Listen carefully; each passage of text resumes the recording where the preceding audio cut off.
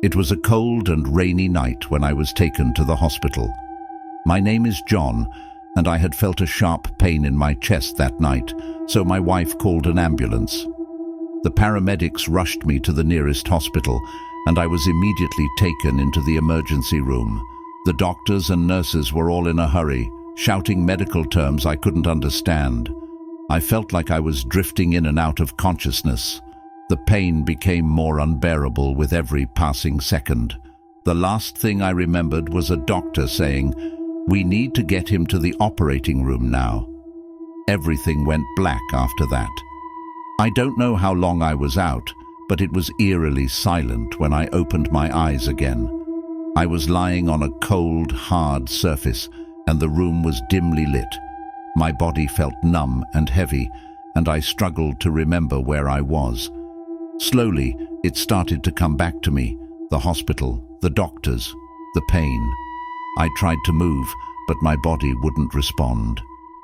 Panic began to set in. Why couldn't I move? I wanted to call for help, but my mouth wouldn't open. My heart raced as I realized something was very wrong. I lay there for what felt like hours, my mind racing. I could hear faint noises outside the room, voices, footsteps, the sound of a cart being wheeled down the hallway, but no one came into the room. I was alone in the darkness, unable to move or call for help. Eventually, I heard the door creak open, and two voices entered the room. They were talking casually, like nothing was wrong. I couldn't see them, but I could hear them. "Another one for the morgue," one of them said. "Poor guy didn't make it through the surgery." "Yeah," the other replied. "Let's get him tagged and moved." Morgue. They were talking about me.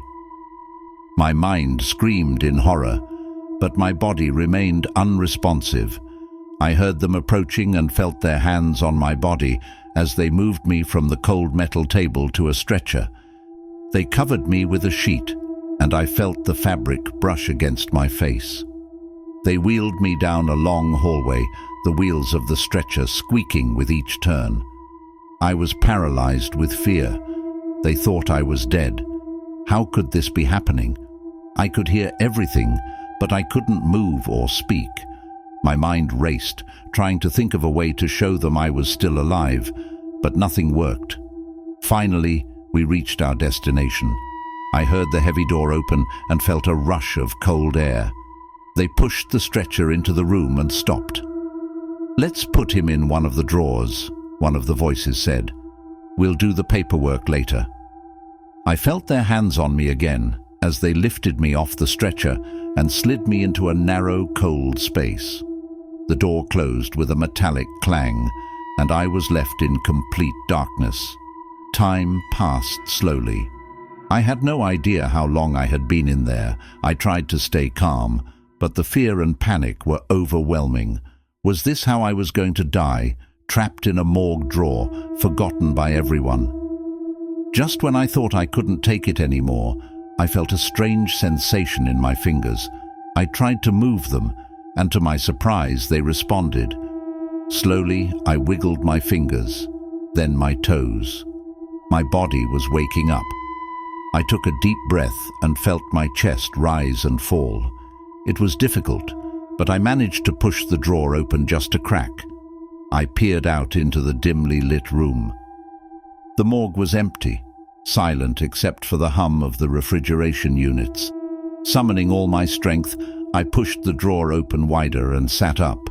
My body ached, but I was alive.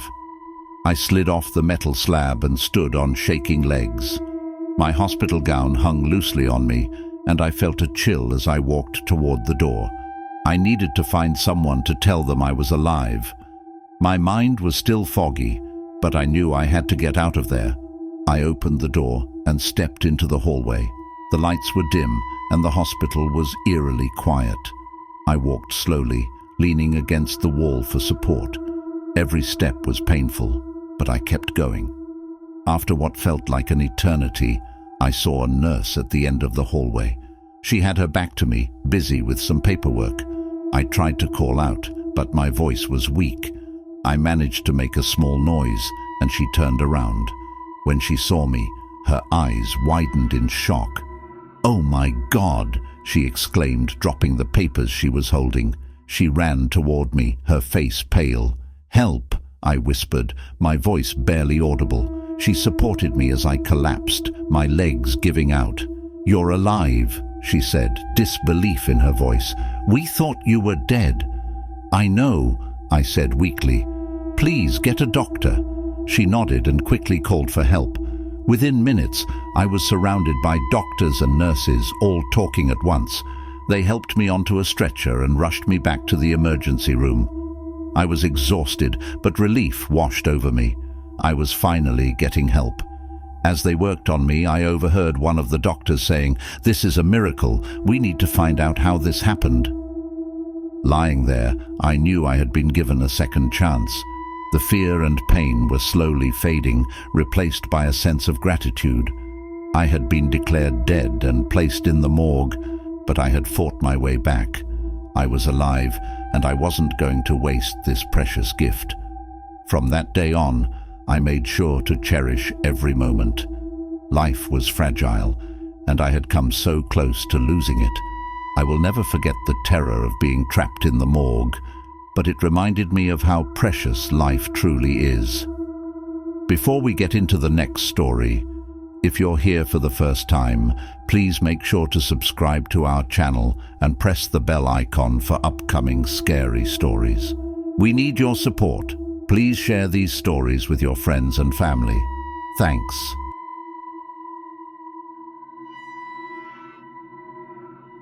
The night shift as a security guard is usually boring.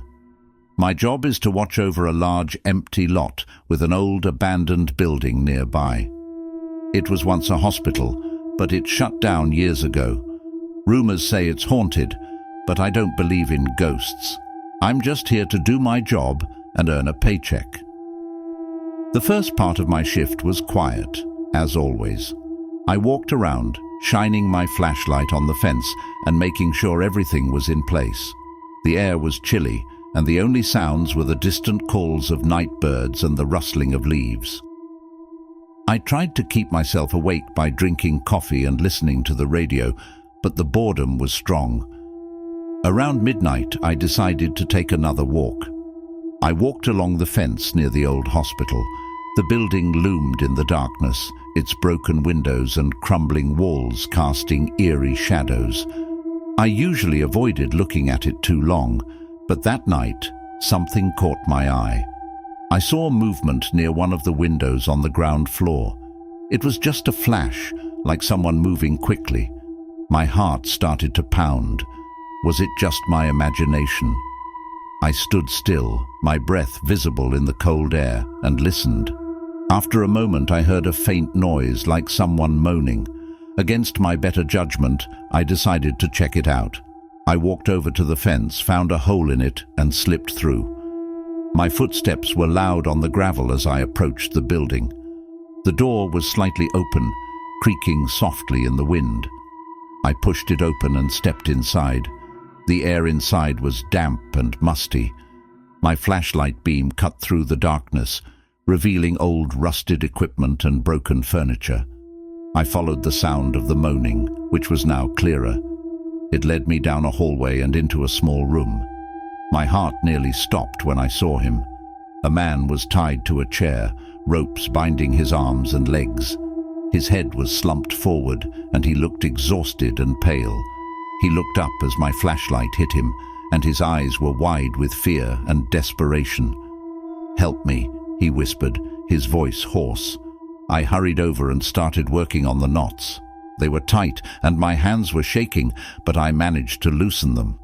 "Who did this to you?" I asked, but he just shook his head, too weak to answer. Once the ropes were off, he tried to stand but collapsed. I caught him and helped him to his feet. He was shaky and weak, and I had to support most of his weight as we made our way out of the building. Outside, the air was a little warmer, and the stars were bright overhead. The man seemed to draw strength from the fresh air. "Thank you," he said. "You saved my life." I nodded, still too shocked to speak. We reached my guard shack. and I sat him down in a chair. I gave him some water and called the police. While we waited, he started to regain his strength. "I don't know how long I've been there," he said. "Days, maybe weeks. They just left me there to die." "Who?" I asked again. "Who did this to you?" "Some kind of cult," he whispered. "They said I was a sacrifice. They left when they thought I was dead." The police arrived quickly. They took our statements and called an ambulance for the man. As they carried him away, he looked back at me and said, "Be careful. They might come back." I nodded, feeling a chill run down my spine. The police assured me they would investigate the area, but I couldn't shake the feeling of dread. I finished my shift, but I couldn't stop thinking about the man and what he had said. The next night, I was back on duty. I felt nervous, jumping at every little sound. I kept my flashlight close and stayed near the guard shack as much as possible. Around midnight, I saw headlights approaching. It was the police. "We found some disturbing things in that building," one of the officers said. "Signs of rituals, strange symbols. We're going to keep an eye on this place for a while. You should be careful." I nodded, thanking them for the warning. They drove off, leaving me alone with my thoughts in the dark, silent building.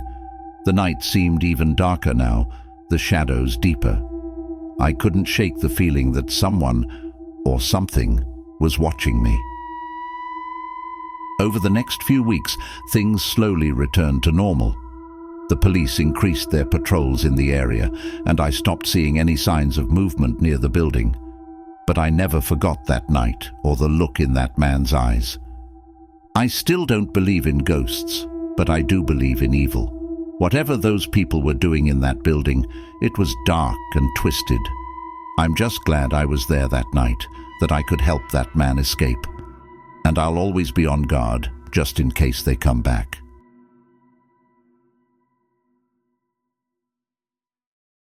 A few years ago, I lived in a small house on the edge of town. It wasn't much, but it was my own. I liked the quiet and the way the trees rustled outside my window at night. Life was simple and peaceful. Little did I know that would change one evening in a way I could never forget. It was a cold autumn night, and I had just returned home from work. I felt exhausted, and all I wanted was to relax. I made myself a simple dinner, watched some TV, and then decided to call it a night. I went through my usual routine, brushing my teeth, changing into pajamas, and checking the locks on the doors and windows. Everything seemed fine, so I went to bed. I didn't know how long I had been asleep when I heard a noise. At first, I thought it was just my imagination, but then I heard it again. It was the sound of footsteps. My heart started to race. I lay in bed, straining to hear. The footsteps were slow and deliberate, moving through my living room. I tried to tell myself it was nothing, maybe the house settling, but deep down, I knew that wasn't true. I tiptoed to my bedroom door and opened it a crack. I could see a faint light coming from the living room. My pulse quickened as I realized I had forgotten to lock the front door. I cursed myself for being so careless. I had let my guard down in my own home, and now someone was inside. I slowly crept down the hallway, trying to stay as quiet as possible. As I approached the living room, I could see a shadow moving across the walls. My breath caught in my throat. There was someone there. I ducked back around the corner, my mind racing. I needed to find a way to protect myself. I remembered my grandfather's old baseball bat in the closet. Moving as silently as I could, I made my way back to the bedroom and retrieved it. The wooden handle felt reassuring in my hands. Taking a deep breath, I decided to confront whoever was in my house. As I rounded the corner into the living room, I saw him, a man dressed in dark clothes rifling through my belongings. His back was to me, and he hadn't noticed my presence yet. I raised the bat, ready to strike, but at that moment, he turned around. Our eyes met, and I froze. The man had a wild look in his eyes, like a cornered animal. For a moment, neither of us moved. Then he lunged at me. I swung the bat, but he was faster. He grabbed my arm and twisted it, forcing me to drop the bat. Pain shot through my wrist as I fell to the floor. He stood over me, breathing heavily. I could see the madness in his eyes. "Don't move," he growled. I nodded, too scared to speak. He backed away, keeping his eyes on me. I watched as he grabbed a few items and stuffed them into a bag. My mind was racing, trying to think of a way out. Suddenly I remembered my phone. It was in my pocket, but I couldn't let him see me reach for it. I needed a distraction. "Please," I said, my voice shaking, "just take what you want and go." The man laughed, a cold, cruel sound. "Oh, I will," he said, "but first, I'm going to make sure you don't do anything stupid." He started toward me again, and at that moment, I made my move. I pulled out my phone and dialed 911, pressing the call button before he could react. He saw what I was doing and lunged at me again, but it was too late. I heard the operator's voice on the other end. 911, what's your emergency?" "Help!"